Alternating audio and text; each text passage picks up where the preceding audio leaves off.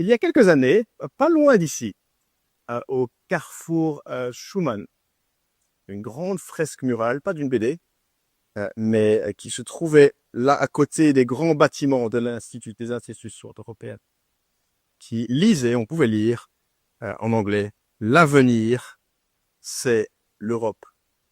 Future is Europe. Je ne me prononce pas sur le pour et le contre du projet européen. J'affirme que l'Union européenne, certainement, a l'un des éléments de réponse après 2 guerres mondiales et début du XXe siècle. Alors malheureusement, il y a eu encore des travaux depuis et la fresque a été enlevée. Donc on ne la voit plus. Et j'imagine que les Bruxellois croient toujours, plus ou moins, au projet européen. Malgré tous ces progrès scientifiques, médicaux et technologiques, le XXe siècle est le siècle le plus sanglant de l'histoire de l'homme. Ça, il n'y a pas de doute. Sanglant dans le sens du nombre de morts violentes causées par un être humain. Rien que sur les 2 guerres mondiales, je vois les statistiques là de 85 millions à 105 millions de morts. Et puis on peut y ajouter les génocides et les dictatures sanguinaires, les régimes successifs qui ont qui ont été mauvais. On pourrait dire que les nations de la Terre s'agitent en tumulte. Certes, il y a eu des périodes dans l'histoire, bien sûr, de l'homme, où il y a une grande stabilité. Nous vivons une certaine stabilité ici, en Belgique, de progrès. Ça dure pas très très longtemps, si on fait le zoom en arrière, en tout cas, sur l'histoire de l'homme. Même les plus optimistes doivent admettre que parfois, on a l'impression que tout s'écroule. Certains événements bouleversent notre planète. Il n'y a pas si longtemps, une pandémie qui a mis un coup d'arrêt à toute l'Europe, voire tout le monde. Un tsunami au Japon qui emporte tout sur son passage, un tremblement de terre très récent au Venezuela. Les immeubles tremblent et les rues se fissurent. Une guerre en Ukraine, à Gaza, vous savez toutes ces choses. Et même en quelques instants, ce qui était solide ne l'est plus, telle une mer tumultueuse. Et le psaume 46 qu'on vient de lire fait écho à cette expérience de ce monde à travers l'histoire. Verset 3, quand la terre est bouleversée, quand les montagnes sont ébranlées au cœur des mers. Alors quand on voit cela et on est croyant, on voit ce tumulte, est-ce qu'on doit croire? Est-ce qu'on doit penser? Est-ce qu'on doit paniquer? Est-ce qu'on doit tomber dans la crainte? Est-ce qu'on doit désespérer ou est-ce qu'on doit penser que Dieu est sans force? Peut-être quelqu'un qui entend ce message, qui n'est pas chrétien. Est-ce que toi tu penses lorsque tu vois ce tumulte? C'est un instinct humain que quand nos pieds chancellent, nous cherchons instinctivement un terrain ferme. Et ce psaume va nous aider à nous trouver un terrain ferme, très solide. À rediriger notre regard non pas vers nous-mêmes, pas vers notre désespoir peut-être, notre crainte, mais vers Dieu lui-même. Jésus-Christ avait lui-même déclaré, le ciel et la terre pourraient disparaître, mais ma parole ne disparaîtra jamais. Et la réponse au chaos qui règne dans ce monde, c'est le psaume 46. Qu'on vive actuellement dans une période stable ou instable, le psaume 46 va nous aider. Le psaume 2 parle de ce que les nations du monde se rebellent contre Dieu, contre son Messie, se déchaînent, s'agitent, font rage. Les nations refusent Dieu, les nations repoussent l'autorité, bonne autorité de Dieu. Elles ont envie de faire ce qu'elles veulent. Elles se déchaînent pour vivre et progresser sans Dieu. Et bien sûr, il y a rien de nouveau sous le soleil. Cette rébellion a toujours vu le jour depuis le 3e chapitre de la Bible. Lorsque Adam et Ève ont dit à Dieu, non, non, repousse-toi, c'est moi le chef. Elles ont préféré le mensonge à la vérité, se sont révoltées contre Dieu. Et depuis cette rébellion, elle traverse toute l'histoire humaine, dont les nations qui se déchaînent et qui reproduisent le même schéma qui se trouve dans chaque être humain. Et on voit ça, on pourrait être dans la crainte. Ça fait peur. Ça se déchaîne. Rien ne semble pouvoir arrêter cet effondrement. Nos gouvernements n'y parviennent pas. Nos progrès, nos propres forces n'y répondent pas non plus. Et pourtant, verset 3, dans ce chaos, le croyant peut chanter. Nous sommes sans crainte. Nous sommes sans crainte. Comment? À cause du verset 2. Parce que le verset 2 tout commence avec Dieu. Dieu est pour nous un refuge et un appui, un secours toujours présent dans la détresse. Alors que tout tremble, Dieu, lui, ne tremble pas. Dieu est inébranlable. 4 expressions dans ce verset 2 qui nous sont données pour décrire Dieu. Merveilleux. Dieu est un refuge, un appui, un secours, il est toujours présent. Il est notre refuge. Pensez à une maison. Un refuge, c'est le mot qui désigne un abri, un lieu où tu veux être lorsqu'il y a la pluie. Tu seras en sécurité, tu n'auras pas la pluie sur toi. Il est aussi notre appui. Le mot connote la force. Dieu ne nous offre pas seulement un abri, il nous rend forts, il nous rend puissants, confiants dans la détresse. Lorsque nous sommes faibles, lui, il est fort. Il est notre secours, il nous fait signe. Et c'est un mot qui invite l'assistance. Viens m'aider. Dieu n'est pas une idée ou un principe, il intervient, il aide, il vient, il est là, il soutient. Et puis, toujours présent, toujours disponible. Dieu répond à l'appel. Dieu n'abandonne pas. Dieu est proche. Dieu est disponible. Il ne va pas nous raccrocher au nez. Toujours là. Refuge, protège, appui ou renfort, secours, il intervient, toujours présent, il est là. Voilà pourquoi, dans le chaos total, verset 3, les chrétiens, les croyants peuvent chanter avec confiance. Nous sommes sans crainte. Ce message était déjà vital pour Israël à son époque, de ce psaume. Le peuple d'Israël qui avait connu, bien sûr, l'esclavage en Égypte, l'oppression des ennemis, les menaces des nations, les invasions répétées, l'injustice, la Syrie, Babylone, les autres superpuissances qui agissent en toute impunité, l'exil, bien sûr. Que fait Dieu dans tout ça? Le peuple, ça peut s'accrocher à cette vérité. Dieu est là.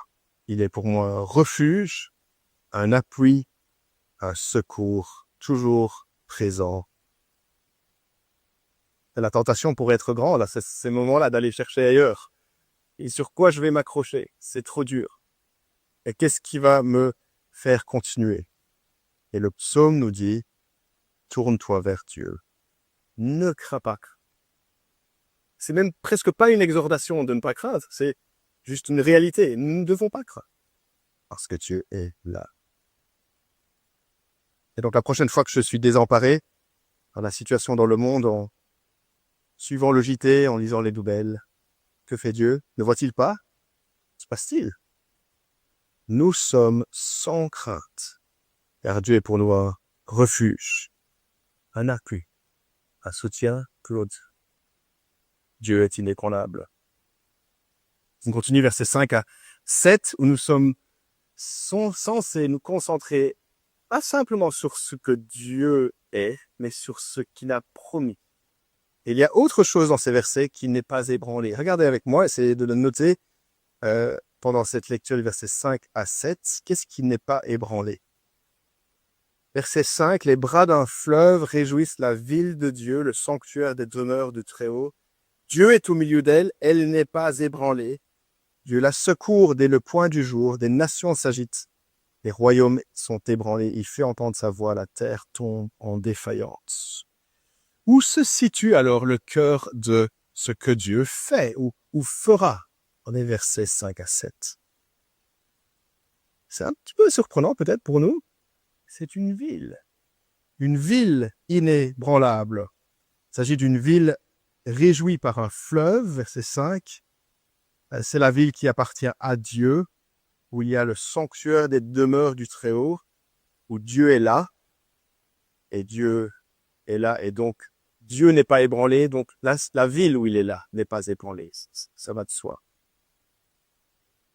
Il faut se mettre dans la peau de ceux qui ont chanté ce psaume pour comprendre de quoi il s'agit. Il s'agit de quelle ville? C'est vrai que le nom de Jérusalem n'est pas mentionné. La ville de Dieu, ce n'est pas n'importe quelle ville. Dans tout l'Ancien Testament, c'est toujours Jérusalem. Bon, parfois, on entend l'autre appellation Sion, un autre nom pour Jérusalem. Jérusalem, la ville choisie par Dieu pour y faire résider son nom. Jérusalem, la ville du roi, la ville du temple, la ville du sanctuaire où Dieu est présent, la ville d'où sortira la parole de l'Éternel, la ville des promesses, partout dans l'Ancien.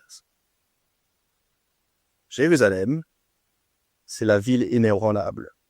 Non pas parce que ses murailles sont inébranlables, mais parce que Dieu est inébranlable et maintient.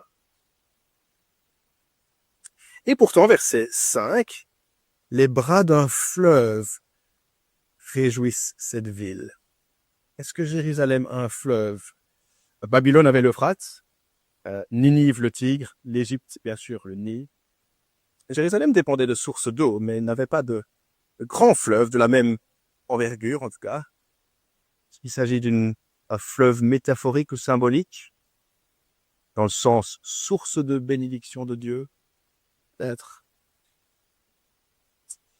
Mais on se rappelle dans le grand récit de la Bible que Dieu avait promis, bien avant cela, à Abraham, une grande nation qui vivrait dans un pays et il serait béni par une bonne relation avec lui. Et c'est exactement ce qu'on voit dans le livre de l'Exode, une grande nation qui est délivrée de l'esclavage pour être en chemin vers un pays que Dieu pourvoira, pour être en relation avec lui. Et le problème toujours dans ce grand récit de la Bible, c'est que cette ville terrestre de Jérusalem a été infidèle à l'alliance. Jérusalem, ou Israël en général, a régulièrement dit non à Dieu, ont donné ses voix. De telle sorte qu'on arrive à la fin du livre de 2 Rois et on lit ces versets tragiques de l'exil à Babylone, la destruction de la ville, la destruction du temple. Mais les promesses de Dieu ne sont pas terminées de Jérusalem, car un reste du peuple rentre de l'exil. Après, sous Esdras, sous Néhémie, il faut encore reconstruire le temple, reconstruire la ville, le nouvelle. Et puis encore plusieurs siècles après, vient le Messie. Et le Messie va accomplir la notion du temple par lui-même. Il y aura un développement. Et en même temps, le Messie expose en Israël une religion active en apparence, mais sans fruit. Tel un figuier, tu te rappelles? Ouais, j'avais trop bon. Un figuier qui de loin a l'air excellent, mais n'a pas de fruit. Et Jésus annonce même la fin du temps. Marc 13, la destruction même de Jérusalem. Alors que c'est majeur, c'est comme un séisme. Si vous êtes Israël et vous voulez adorer Dieu, c'est un séisme. Que va-t-il se passer à Jérusalem? Et Jésus rassure ses disciples. Il les rassure parce qu'il n'y a pas de panique. Une nouvelle route sera pourvue pour Dieu, pour arriver à Dieu, par Jésus-Christ lui-même, le temps, et lui. Vous voyez, nos regards sont censés être portés vers quelque chose de plus loin pour l'accomplissement. Ainsi, on voit déjà comment, dans le Nouveau Testament, il reprend les passages du l'Ancien Testament sur Jérusalem pour les appliquer à une Jérusalem plus grandiose encore, céleste. Hébreux 11 nous explique par exemple que Abraham, lorsqu'il est parti, il avait déjà un regard plus lointain que juste le pays, les cités dont les fondations appartiennent à Dieu, les cités célestes. Vous voyez comment les promesses concernant Jérusalem, dans Ésaïe 65 et 66, sont reprises et appliquées dans le Nouveau Testament pour parler d'une Jérusalem céleste d'en haut à la fin d'Apocalypse 21-22. Une Jérusalem d'en haut où Dieu demeure pour une nouvelle création que nous avons accès, à laquelle nous avons accès à travers Jésus-Christ le médiateur. Écoutez comment Apocalypse 21 le dit, avec cette vision de cet avenir grandiose, on connaît ces versets, certains d'entre nous assez bien. Puis je vis un nouveau ciel et une nouvelle terre, car le premier ciel, la première terre avait disparu, la mer n'existait plus, verset Psaume 46, la mer, je tumulte. Je vis descendre du ciel d'auprès de Dieu la ville sainte, la nouvelle Jérusalem, préparée comme une mariée, cette fête belle pour son époux. Et j'ai entendu une voix forte venant du ciel qui disait, voici le tabernacle de Dieu parmi les hommes, au temple de Dieu parmi les hommes. Il habitera avec eux, ils seront son peuple, Dieu lui-même sera avec eux. Il essuiera toute larme de leurs yeux, la mort ne sera plus, il n'y aura plus ni deuil, ni cri, ni douleur, car ce qui existait avant a disparu. Voici la cité inébranlable, dans un sens complet, parfait. De quelle ville donc le psaume 46 parle-t-il? À l'époque, dans un premier temps, certainement, il s'agit de Jérusalem, la ville que Dieu a choisie. Dieu a promis de la fortifier, c'est la ville du roi, c'est la ville du Messie, c'est la ville du temple. Et cette ville annonçait une réalité encore plus grandiose, une Jérusalem céleste. Et Jésus nous ouvre une espérance vivante pour cette Jérusalem céleste. Une espérance qui peut ni se corrompre, ni se souiller, ni se flétrir, laquelle est préservée pour nous dans le ciel, à nous qui plaçons notre foi en Dieu. Et donc, lorsque nous voyons ces nations s'agiter, mugir, la terre tremble, il existe une ville dont Dieu est le constructeur, qui est bâtie sur de telles fondations qui est une ville éternelle, ne peut pas être menacée par quoi que ce soit. Et les croyants, vous et moi, portent leur regard sur cette ville-là, une cité à venir, une cité où la justice et la paix et le bien et le Seigneur règnent. Prochaine fois que vous êtes dans la crainte, devant la scène mondiale de telles choses chaotiques, rappelez-vous votre destination, votre destinée est elle-même inébranlable. Pour cela qu'on espère encore. Et il faut encore regarder ces versets 9 à 12, parce qu'il faut encore que Dieu mette fin au mal qui est ici-bas, et à ceux qui résistent à lui et osent le faire. Point 3, Dieu fait entendre sa voix et il dit « Stop ! Je suis Dieu. » Et dans ces derniers versets, on est appelé à contempler les actes de Dieu. Peut-être au premier abord, on a envie de dire, c'est peut-être des actes de délivrance. Et souvent dans les psaumes, c'est souvent le cas. En quelques semaines, on va voir le psaume 78, où on va lire « Nous dirons à la génération suivante les prodiges de l'Éternel, ses actes salvateurs, tout ce qu'il a fait, l'Exode par exemple, les fois où Dieu est intervenu pour faire le bien et sauver les siens. » Et ici, dans le psaume 46, c'est différent. Verset 9. Venez contempler ce que l'Éternel a fait, les actes dévastateurs qu'il a accomplis sur terre. Venez regarder avec moi l'impact du jugement de Dieu. Est-ce qu'il est en train de dire? Considérez l'effroyable réalité de faire face au jugement de Dieu quand Dieu a jugé pour mourir. Oui, parce que Dieu, quand il décide de se lever pour juger le mal et juger la rébellion contre lui, c'est pas très compliqué. Dieu brise les arcs, Dieu brise les armes de guerre, les chars de guerre, les fusils d'assaut, les missiles hypersoniques, les avions de chasse, les sous-marins nucléaires et les drones autonomes. Dieu promet de mettre fin à tout ce qui est mal, de détruire ses ennemis. Ces versets nous disent quelque chose de surprenant. Ne détournez pas le regard de son jugement. Oh, venez admirer la paix. Ok, admirons la paix. Mais il faut aussi constater le jugement de Dieu. Alors, de quel épisode est-il question au verset 10? Est-ce qu'il y a un épisode qui est en tête, un moment de jugement? Et il est écrit quand même que c'est jusqu'aux extrémités de la terre. Il fait cesser les combats jusqu'aux extrémités de la terre. Probablement un terme plus général et tout englobant. Alors, c'est vrai qu'il y avait l'événement historique avec l'Assyrie qui était venue aux portes de Jérusalem pour détruire le peuple de Dieu. Et Dieu avait détruit en une seule nuit 187 000 de ses ennemis. Bien sûr, il y avait eu le déluge, temps de Noé. Les hommes avaient rempli la terre de violence et tous les êtres humains, à l'exception de 8 personnes, ont péri. Il y avait bien sûr eu la destruction de Sodome et Gomorrhe, deux villes extrêmes dans leur perversité contre Dieu. Et le feu du ciel est tombé. Et tout le monde est mort, sauf Lot et ses 2 filles. Bien sûr, il y avait eu la noyade de l'armée de Pharaon dans la mer Rouge.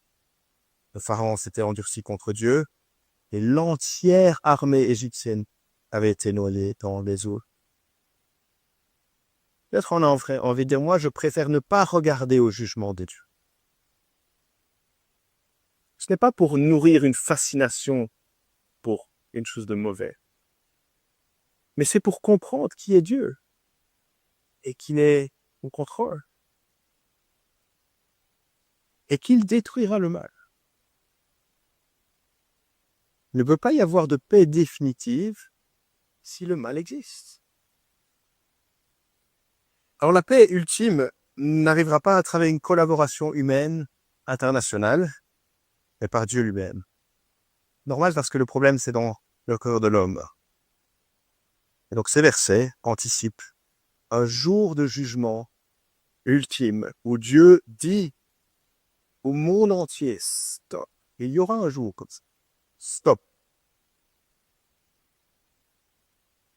Et à ce moment-là, ceux qui se sont détournés de leur péché ont mis leur foi en Dieu.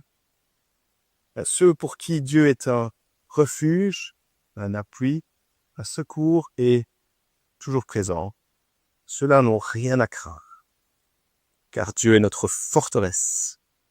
Verset 12. Il est une forteresse pour nous. Le mot connote une sorte de quelque chose d'élevé, un lieu élevé, une citadelle, une haute retraite. Lorsque tout le chaos est ici en bas, nous on est en haute retraite avec Dieu. C'est beau, n'est-ce pas? Je me demande à quand remonte la dernière fois que vous avez encouragé un frère ou une sœur à vous rappeler que Dieu est le juge souverain au-dessus de cette création. C'est ce que le verset 9 nous appelle à faire. Rappelons-nous que Dieu est le juge final. Prochaine fois qu'on vous dit, moi je crois pas en Dieu parce que s'il y avait un Dieu, il arrêterait tout le mal dans le monde. Le psaume 46 nous est dit là. Il y a des moments par le passé où Dieu est intervenu. Et il a promis qu'il arrêterait le mal. Le problème, c'est qu'on fait partie de la rébellion. Mais on a besoin de trouver en Dieu un refuge. Ceux qui viennent à lui trouveront en Dieu une forteresse, un lieu sûr. Je me demande si on peut utiliser ce psaume dans notre évangélisation. On peut partager la foi avec quelqu'un d'autre. Lisez ce psaume avec un ami. Peut-être que la personne vous dit, mais moi je suis pas religieux, moi je suis pas croyant, comme si cela suffisait à clore toute la discussion.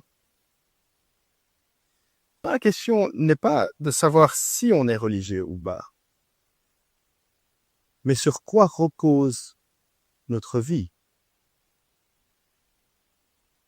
J'ai peut-être déjà mentionné ça par le passé. Le mathématicien John Lennox parle de ce que tout le monde a une vision du monde, un peu comme un toit sur une maison.